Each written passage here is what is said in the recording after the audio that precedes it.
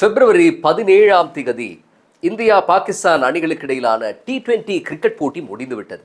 ஆனால் அது தந்த குதூகலமும் கலாச்சார பல்வகைமையும் கடந்த ஒரு வார காலமாக ஏற்படுத்திய கொண்டாட்ட மனநிலை எனப்படக்கூடிய செலிப்ரேஷன் மொட்டும் இன்னமும் தீரவில்லை.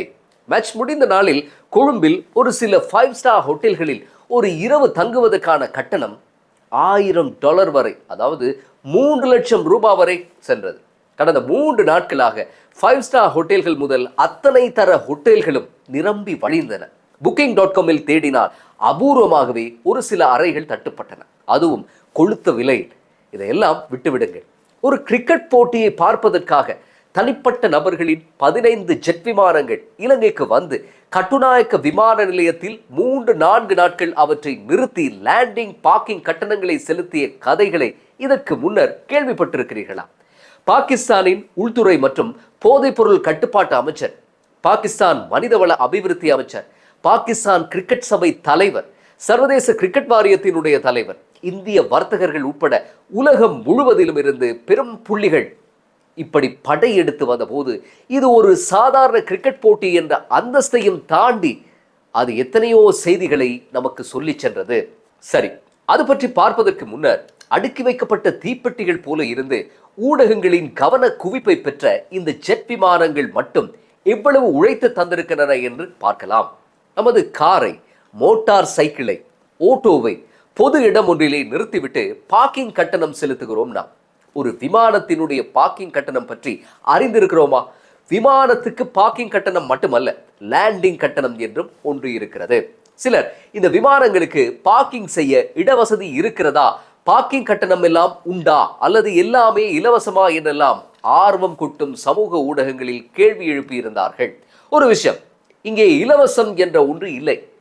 நான் ஆட்டோக்காரன், பிரசவத்துக்கு இலவசமாக வருகிறேன் என்று சூப்பர் ஸ்டார் ரஜினி வேண்டுமென்றால் பாடியிருக்கலாம். இங்கே அப்படி எதுவுமே இல்லை. விமான நிலையம் என்பது இலங்கையினுடைய பொருளாதாரத்தின் மந்திர வாயில். விமானத்தினுடைய ஒவ்வொரு 1000 கிலோவுக்கும் $4 கட்ட வேண்டும். ஒரு மீடியம் சைஸ் ஜெட் விமானம் ஒன்று 70,000 கிலோ அளவில் வரும். அப்படி என்றால் லேண்டிங் கட்டணம் எவ்வளவு?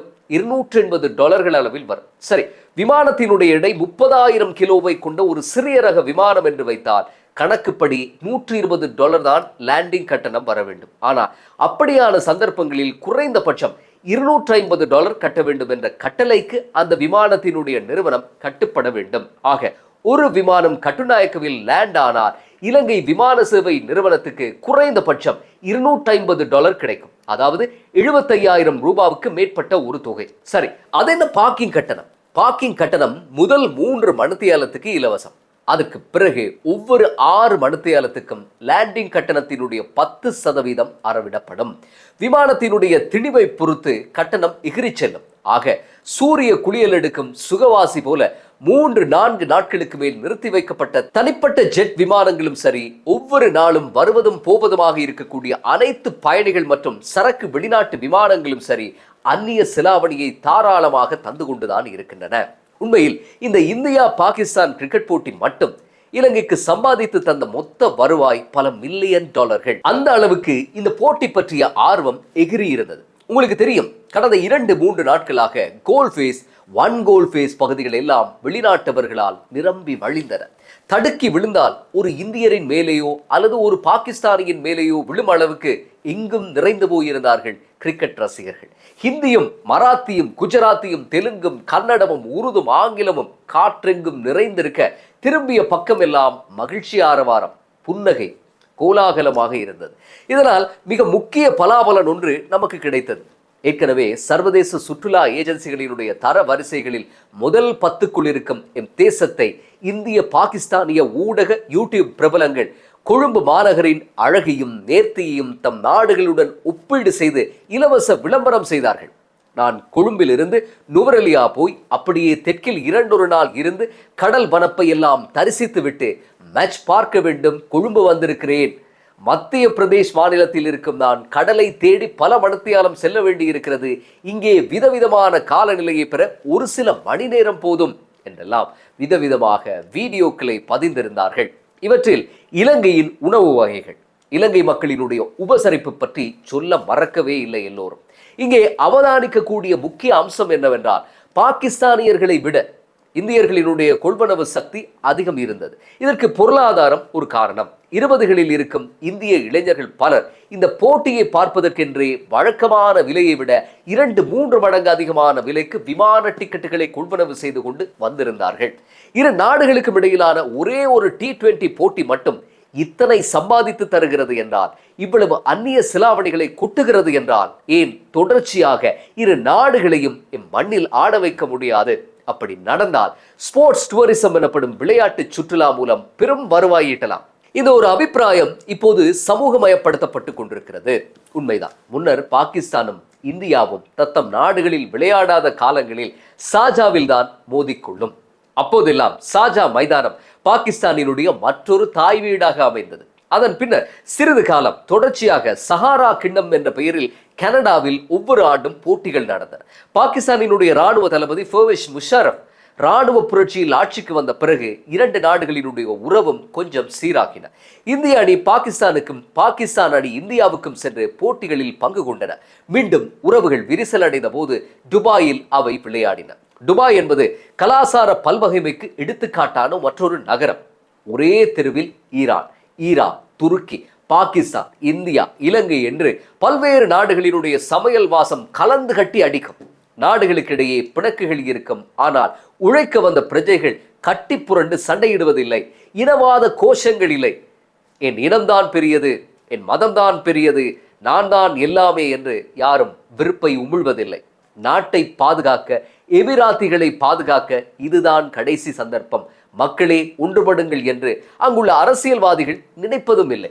போலி தேசியவாத கூக்குரல்கள் என்றைக்குமே அங்கு இல்லை.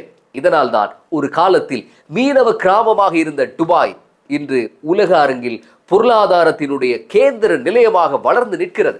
கடந்த 3-4 நாட்கள் மட்டுமே தந்த துபாய் போன்ற ஒரு வைபை, ஒரு அனுபவத்தை நிரந்தரமாக அடைந்து கொள்ள இலங்கை முயற்சி செய்ய வேண்டும். வர்த்தகம்தான் முக்கியம். இந்திய பாகிஸ்தான் அணிகளுக்கிடையில் ஒரு டெஸ்ட் தொடரையும், ஒரு நாள் போட்டிகள் தொடரையும், T20 தொடரையும் தாராளமாக இலங்கையில் நடத்தலாம். இதே மாதிரியே காட்சிகள் சுழலும், வருமானம் எகிரும். ஆனால் அப்படி விளையாடுவதற்கு பாகிஸ்தான் இந்தியாவுக்கு சமபலம் கொண்ட அணியாக இருக்கிறதா என்றுதான் இங்கே ஒரு கேள்வியை எழுப்ப வேண்டி இருக்கிறது. இந்தியாவும் பாகிஸ்தானும் வரலாற்றில் என்றுமில்லாதவாறு உறவுகளை துண்டித்துக் கொண்டிருக்கின்றன. 15ஆம் திகதி நடந்த போட்டியில் கூட இரு தலைவர்களும் கைகுலுக்கிக் கொள்ளவில்லை. 1947ஆம் ஆண்டின் பிரிவினைக்கு பிறகு இரு நாடுகளும் என்றைக்குமே நிரந்தரமாய் சுமூகமாய் இருந்ததில்லை என்ற போதிலும் கிரிக்கெட் போட்டி ஒன்றில் இப்படி முறைத்து கொண்டு நிற்கும் அளவுக்கு அரசியல் விளையாடியதில்லை. ஆனால் இப்போது எல்லாமே தலைகீழாகிவிட்டது. இந்தியா தேசமாய் பொருளாதாரத்தில் உயர்ந்து நிற்க, பாகிஸ்தான் ஊழல் மிகு ஆட்சியாளர்களால் ஒரு தோல்வி கண்ட நாடு என்ற நிலைமைக்கு தள்ளப்பட்டிருக்கிறது. பாகிஸ்தானின் வரலாறு இப்படித்தானே இருந்தது, புதிதாக சொல்வதற்கு என்ன என்று நீங்கள் கேட்கலாம். இப்போது பாகிஸ்தானினுடைய பட்டி தொட்டி எங்கும் கிரிக்கெட்டை ஒரு மதம் போல வேரூன்ற செய்த முன்னாள் தலைவர் இம்ரான் கானையே சிறையில் அடைத்து வைத்திருக்கிறார்கள். 90 மற்றும் 2000ஆம் ஆண்டுகளில் இந்தியாவுக்கு சரிக்கு சமனாக, சில வேளைகளில் இந்தியாவை விட பலமாக இருந்த பாகிஸ்தான் அணி இன்று இல்லை. பழைய சாதனைகளை கூகுளில் தான் இப்போது தேட வேண்டி இருக்கிறது. முன்னர் இதயம் தாறுமாறாக துடிக்க கதிரையின் நுனியில் அமர்ந்து கொண்டு போட்டிகளை ரசிக்க காரணம் பாகிஸ்தானின் வலிமையான துடுப்பாட்டமும் பந்து வீச்சும் தான். இன்று அது எதுவுமே இல்லை. ஆக வெறும் வெற்று அரசியல் கோஷங்களாக மட்டுமே இப்போது இப்போட்டிகள் ஊதி பிறப்பிக்கப்படுகின்றன. கடைசியில் பாகிஸ்தான் பரிதாபமாக தோற்று நிற்கிறது. எப்படியோ பாகிஸ்தானும் இந்தியாவும் மீண்டும் விளையாட விரும்பினால் இலங்கையின் கதவுகள் எந்நேரமும் திறந்திருக்க வேண்டும். யார் வென்றாலும் சரி, யார் தோற்றாலும் சரி, நிறைவது நம் தேசத்தின் கஜானாவாக இருக்க வேண்டும். ஆட்டோக்காரர்கள், கடலை விற்பவர்கள் முதல் பெரும் பெரும் ஹோட்டல்கள் வரை அனைவரது வாழ்வும் இதனால் செழிக்க வேண்டும். மக்களின் கைகளில் பணம் புழங்கும் போதுதான் குடும்பங்களுக்கு தாராளமாக செலவு செய்யக்கூடிய வாய்ப்பு கிடைக்கும். சந்தோஷமாக வரி கட்டுவார்கள். அது மீண்டும் அரசை அடையும். பொதுநல திட்டங்களுக்கு அவை பயன்படுத்தப்படும். உண்மையில் இந்திய பாகிஸ்தானிய T20 போட்டியில் மேன் ஆஃப் த மேட்ச் யார்? சந்தேகமே இல்லை, ஜனாதிபதி அனுரகுமார திசாநாயக்க தான். ஜனாதிபதி ஒருவர் இலங்கை சரித்திரத்தில் தன் நாடு விளையாடாத போட்டி ஒன்றை பார்க்க போன முதல் சந்தர்ப்பம் என்று நினைக்கிறேன்.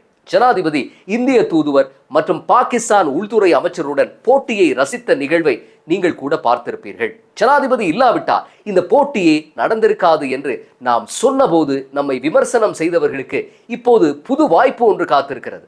பாகிஸ்தானினுடைய உள்துறை அமைச்சர் மோஷின் ராசா நக்வி உட்பட உயர்மட்ட தூதுக்குழுவை விமர்சனம் செய்யலாம் அவர்கள். ஏன் தெரியுமா? நேற்று ஜனாதிபதியை சந்தித்த பாகிஸ்தானினுடைய உள்துறை அமைச்சர் மோஷின் ராசா நக்வி ஜனாதிபதியை பார்த்து, நீங்கள் எமது பிரதமர் ஷெபாஸ் ஷெரீஃபுடன் நடத்திய தொலைபேசி உரையாடலுக்கு பிறகுதான் இந்தியாவுடன் விளையாட சம்மதித்தோம். இலங்கை வந்து விளையாடினோம். நீங்கள் தான் அன்றைய போட்டியின் மேன் ஆஃப் த மேட்ச். உங்களால் தான் இந்தியா, பாகிஸ்தான், பங்களாதேஷ் ஆகிய நாடுகளின் 200 கோடி மக்கள் மகிழ்ச்சி அடைந்தார்கள் என்று சொல்லியிருந்தார். ஆக அனுரவுக்கு என்ன தெரியும்? எல்லாம் ஐசிசி தான் காரணம் என்று சொன்னவர்களுக்கு விடை கிடைத்திருக்கிறது. ஐசிசி தான் காரணம் என்றால் முறைத்து கொண்டு போட்டி தொடரில் இருந்து விலகிய பங்களாதேஷை கெஞ்சி கூத்தாடி ஏன் ஐசிசி விளையாட அழைத்து வரவில்லை? ஐசிசி எனப்படும் சர்வதேச கிரிக்கெட் வாரியம் என்பது கிரிக்கெட்டை பற்றி துறைசார் தீர்மானங்களை எடுக்கும் அமைப்பு மட்டும்தான். அது நாடுகளினுடைய உள்வீட்டு பிரச்சனைகளில் தலையிடுவதும் இல்லை, ராஜதந்திர காய் நகர்த்தல்களை செய்வதும் இல்லை. அது நாடுகளினுடைய கிரிக்கெட் வாரியங்களுடன் பேசிவிட்டு ஓய்ந்துவிடும். ஐசிசி தீர்மானம் எடுக்கும் அந்தஸ்தில் இருக்கக்கூடிய பாகிஸ்தான் பிரதமருடன் என்றைக்கும் பேசாது. அப்படி பேசும் வழக்கம் ஒன்று, ஒரு புரோட்டோகால் இல்லை. ஜனாதிபதியை டிவி திரையில் காட்டிய போது மக்கள் கொடுத்த வரவேற்பு இருக்கிறதே, அனைவருக்கும் இந்த போட்டியை நடத்திய கிங் மேக்கர் யார் என்று புரிந்திருக்கும். அது மட்டுமல்ல, வெரிட்டி ரிசர்ச் எனப்படக்கூடிய சர்வதேச நிறுவனம் நடத்திய கருத்து கணிப்பில் அரசாங்கம் மீதான மக்களின் அங்கீகாரம் கடந்த வருடம் இதே காலப்பகுதியில் இருந்ததை விடவும் 3% அதிகரித்து, அதாவது 65% உயர்ந்து நிற்பது ஒன்றும் கற்பனை அல்ல, நிஜம். இதேவேளை இலங்கை 5% பொருளாதார வளர்ச்சியுடன் 2%க்கும் குறைவான பணவீக்கத்துடன் போதுமான வெளிநாட்டு கையிருப்புடன் எதிர்பார்த்ததை விட அதிக வரி வருவாயுடன் மொத்தத்தில் வலுவான பொருளாதார கட்டமைப்புடன் இயங்கிக் கொண்டிருப்பதாக சொல்கிறார் இலங்கை வந்திருக்கக்கூடிய IMF பிரதானி கிறிஸ்டலீனா ஜார்ஜிவா. பொருளாதார நிலைமை, பொருளாதாரம் பற்றிய மக்களின் எதிர்கால கண்ணோட்டம், நாடு பற்றிய மக்களின் திருப்தி எல்லாமே 2024ஆம் ஆண்டுடன் ஒப்பிடும்போது கணிசமான தொகையால் உயர்ந்திருக்கிறது. சத்தம் இல்லாத சாதனைகள் தொடர்கின்றன. கடைசியாக ஸ்போர்ட்ஸ் டூரிசம் வரட்டும், பிரைவேட் ஜெட்டுகள் வரட்டும், மைதானம் நிறைந்த ரசிகர்கள் பெருமக்களினுடைய ஆதரவுடன் போட்டிகள் நடக்கட்டும். ஆனால் ஒன்று, யார் விளையாடினாலும் சரி, எம் தேசம் வெல்லட்டும். மீண்டும் அடுத்த பதிவில் சந்திப்போம்.